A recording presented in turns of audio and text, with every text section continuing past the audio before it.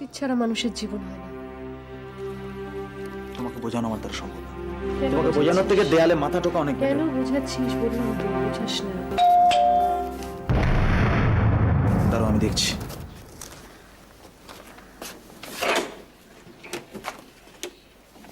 আরে না দিদি, কেমন আছো? যাও, তোমার হলো শুরু, আমার হলো সারা। ভালো তো? আমি ভালো আছি। আজকে আমি একটু তাড়াহুড়ো হয়ে আছি, আমি বেরোই, পরে একদিন কথা হবে। নিশ্চয়।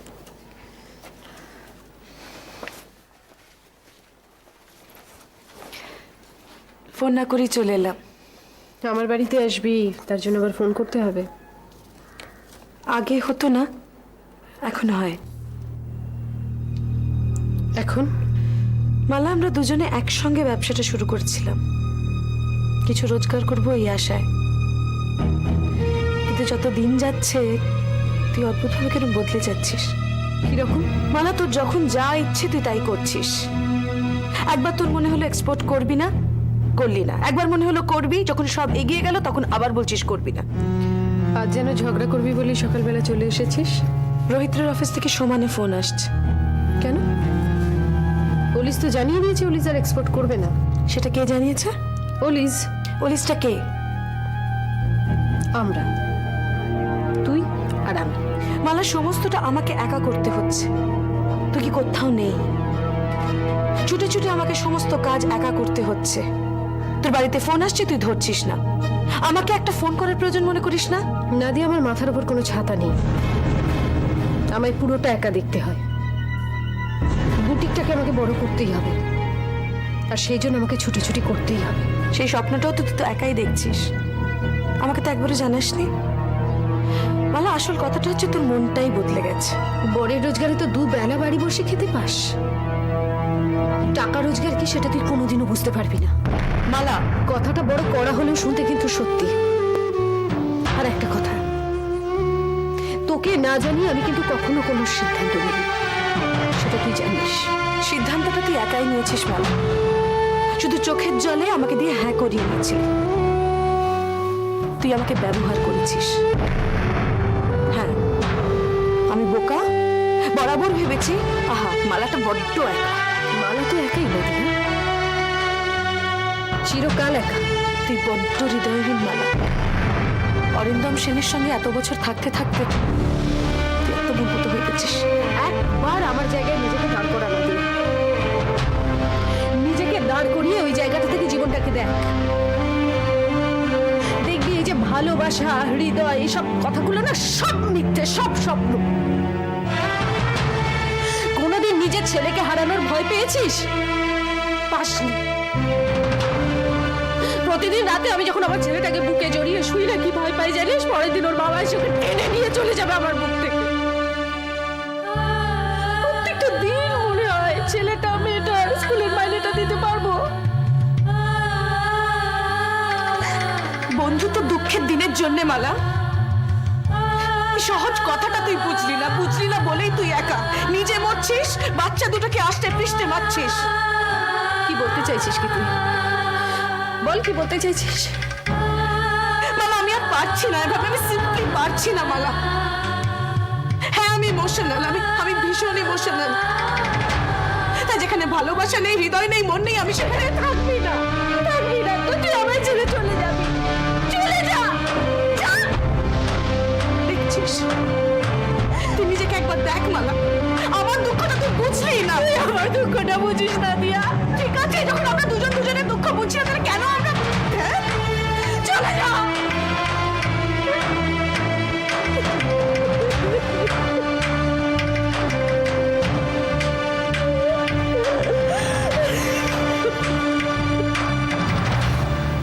তুই কদিন ছুটি নাও। আসলে তোমার পরিশ্রমও খুব পড়ে, সারাদিন অফিস করো, তারপরে আবার মায়ের কাছে আসো। You need rest. তুমি এক কাজ করো, আমি সিদ্ধার্থকে ফোন করে বলে দিচ্ছি, অফিসটাও কদিন সামলে নেই, তুমি ছুটি নিয়ে নাও। স্যার, সিরিয়াসলি, আমি সিরিয়াসলি বলছি, you need rest. Sir sorry. Neha, আমি রোবো নই। সত্যি তোমার ছুটির দরকার। আমিও যেন কিরকম হয়ে যাচ্ছি। আমাদের ছুটি ছুটি চল নেব লুটি, ওই আনন্দ ঝরনা সোনা ঝরা। আসতে পারি?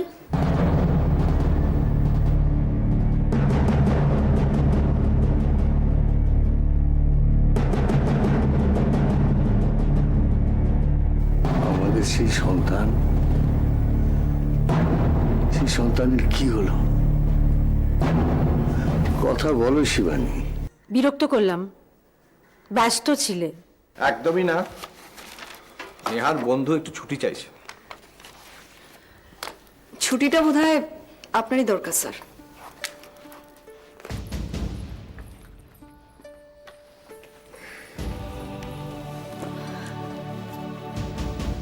আবার কোনো ভুল করলাম না তো? ওয়েল, সেদিন রাত্রে তোমায় ফোন করেছিলাম, তার জন্য সরিও বলবো না, ক্ষমাও চাইবো না। রোহিত মাসি কোথায়? রোহিত বলে ডাকলে বেশ লাগলো শুনতে। মা স্টাডি রুমে। মৈত্রী, রাগ কি কমেছে? একদিন তোমায় ভালোবেসেছিলাম, বেসেছিলাম। তাই তোমার ওপর সেই রাগটা দেখাতে পারছি না। মৈত্রী, রাগ দেখিও না। তোমাকে এখানে কথা দিয়ে লন্ডন ফেরত যাবার পরই হঠাৎ আমি তো কোনো কৈফিয়ত চাইছি না। আমি দিচ্ছি।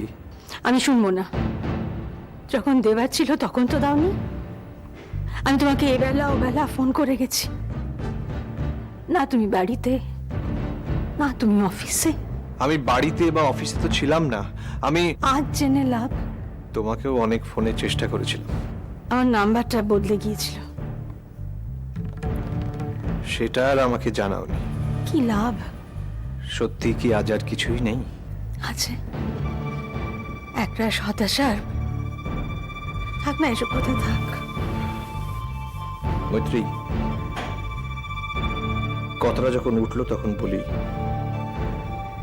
আমি লন্ডনে ফিরে যাওয়ার পরই। আমি শুনবো না। প্লিজ শোনো। না, আমি কিন্তু আর অনুরোধ করব না। রইল বাকি অলি। সরি মৈত্রী, ও কাঁদলে বা ওর কিছু হলে আমি যাবই। আমি জেলে ভরে দেবে? কোন আইনে আছে একটা বাচ্চা মেয়েকে ভালোবাসলে জেলে ভরে দিতে হয়? তাও যদি মনে হয় জেলে ভরে দেবে, দিও। মালার স্বামী কিন্তু তোমাকে ছেড়ে কথা বলবে না, এটা জেনে রাখো। সাবধান। হাঁটতে পারে না বলে যে নিজের মেয়েকে মেয়ে বলে পরিচয় দিতে লজ্জা পায়, তাকে আমি মানুষ বলেই মনে করি না। আর কিছু না,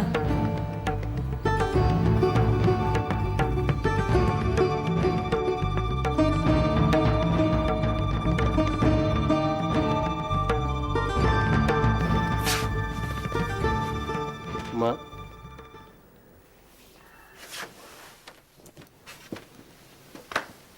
আমার মা। কি হলো মা? কি ভাবছো? রবিদা, তোমাকে লতাবতী একটু ডাকছিল। কেন ডাকছে কেন? সেটা তো জানি না আমি। তোমার বৌমা হিংসুটে মা, তোমার কলেশে একটু আদর খাচ্ছি, সহ্য হচ্ছে না। এক্ষুনি আসছি। অভিষেক, হ্যাঁ, সোনা কোথায়? ও একটু বেরিয়েছে তো। বসো এখানে, বসো। আমার উপর রাগ করনি তো? কেন? সেদিন অমন করে বললাম, রাগ তো হওয়ারই কথা। মেয়েটা আমার বড্ড নরম যেন। আরে শঙ্কর কাকু এসো। শঙ্কর আসছে? হ্যাঁ, আমি ডাকবো। শিবু, আরে শঙ্কর কাকু, আসুন আসুন আসুন, বসুন না। শিবু, কেমন আছো? অভি, বসো না। হ্যাঁ। তাহলে অভিষেকের সঙ্গে এখন ভাব? ভারী তো করিনি। মেয়েটা ঘা খেয়েছে একবার, আবার একটা সম্পর্ক এভাবে টানা পড়েন? আমি আসছি একটু ভেতর থেকে। বসো বসো বসো না। না একটু রবিদার কাছে যাই। আচ্ছা আপনি কি চা খাবেন? হ্যাঁ তা চলতে পারে। আমি বলে দিচ্ছি। তুমি কিন্তু আমার উপর রাগ করো না, আমি তোমার মায়েরই মতো। প্লিজ এরকম ভাবে বলবেন না। আমি আসছি। ছেলেটা ভালো। জানি। তাহলে তাহলে কি? অভিষেক এ বাড়িতে আসতে দিচ্ছে না কেন? তুমিও তো ভালো ছিলে শঙ্করদা।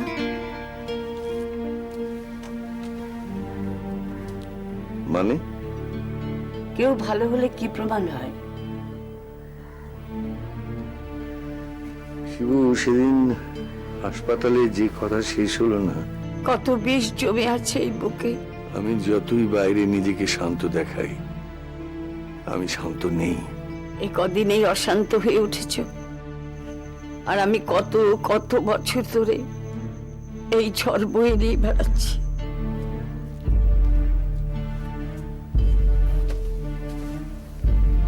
আমাদের সেই সন্তানের কি হলো? কথা বলো শিবানী। শিবু বলো। কত কথা তো জমে আছে শঙ্করদা, অনেক কিছু তো বলতে চাই, কিন্তু কোত্থেকে শুরু করব বুঝতে পারছি না।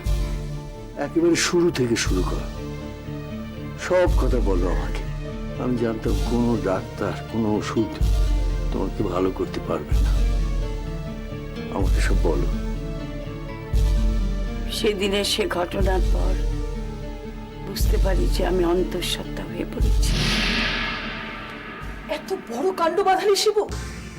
ছি ছি ছি ছি ছি! বাবা মার মুখে চুনকালি লাগাবার আগে তোর একবারও মনে হলো না? মা আমি তোর গলায় দড়ি জুটলো না?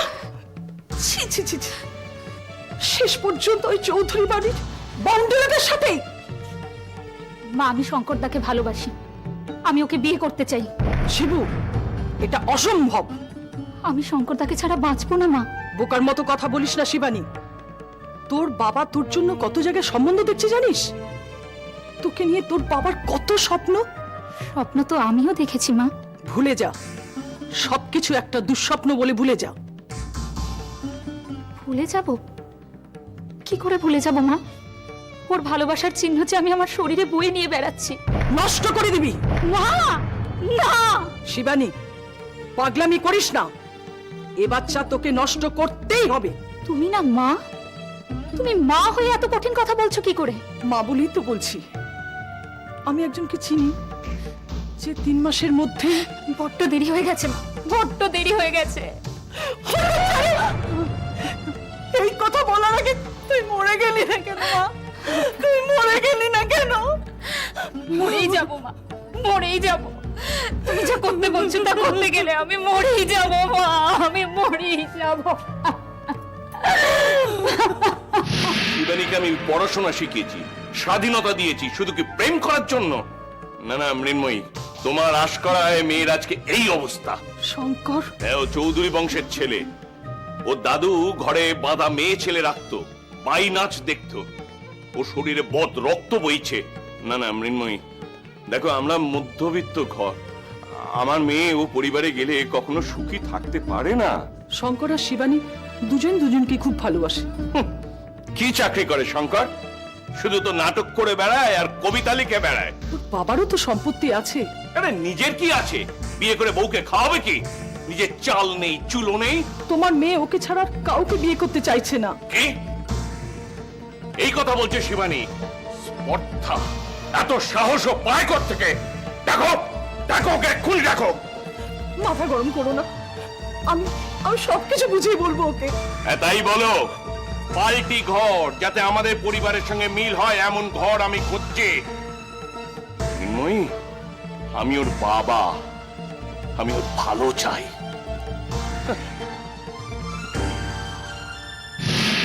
ও শিবানী, এত কেঁদেছো, এত কেঁদেছো, আমাকে তো একটু জানাতে পারতে।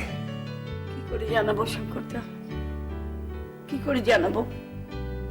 তখনকার সময় তো জানো কি শেকল পরানো ছিল পায়ে, তার উপর আমার বাবা, কোনো উপায় ছিল না, কোনো উপায় ছিল না। কেন উপায় ছিল না? কেউ পাশে ছিল না? কেউ পাশে ছিল না? কেউ না, কেউ না। একবার আমার বাড়িতে এসে খবরটা রেখে গেলে না কেন? বেরোবার সব পথ বন্ধ ছিল। পথ কখনো বন্ধ থাকে না শিবানী, পথ তো করে নিতে হয়। কথাটা ছেলেদের বেলায় খাটে, কিন্তু আমি তো মেয়ে। তুমি জানো বাবা আমার বেরোনোর সব পথ বন্ধ করে দিয়েছিল। সে কি? হ্যাঁ,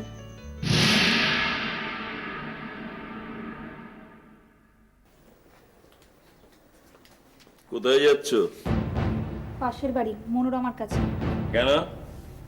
একটা বাংলা নোটসের কপি আনতে। কিসের বাংলা নোটস? কলেজের। কলেজে পরীক্ষা দিতে হবে না, আমি তো তোমার মাকে জানিয়ে দিয়েছিলাম। তিনি তোমাকে বলেননি? সামনেই পরীক্ষা। দিতে হবে না পরীক্ষা। আমি একটু ঘুরে আসছি। শোনা, তুমি এবার থেকে বাড়ির বাইরে বেরোবে না। আমি আর বাড়িতে থাকতে পারছি না, আমার দম বন্ধ হয়ে যাচ্ছে। বেশ, ছাদে বেরিয়ে এসো। তুমি বাড়ির থেকে আর বেরোবে না। যতদিন না তোমার বিয়ে হয়ে যাচ্ছে তুমি বাড়ির থেকে কোথাও বেরোতে পারবে না। বাবা! শোন মা, পাল্টি ঘর, ছেলে সরকারি অফিসে চাকরি করে, সেখানকার বড় অফিসার, ভালো মাইনে। ওরা তো ছবি দেখে খুব পছন্দ করেছে। বাড়ি এসে একদিন ওরা সব কথাবার্তা ভুলে যাবে। আসতে পারি? কে? শঙ্করদা? আমি মেসমশাই, শঙ্কর চৌধুরী। শিবানী, ভেতরে যাও। শিবু, আমি বলছি ভেতরে যাও।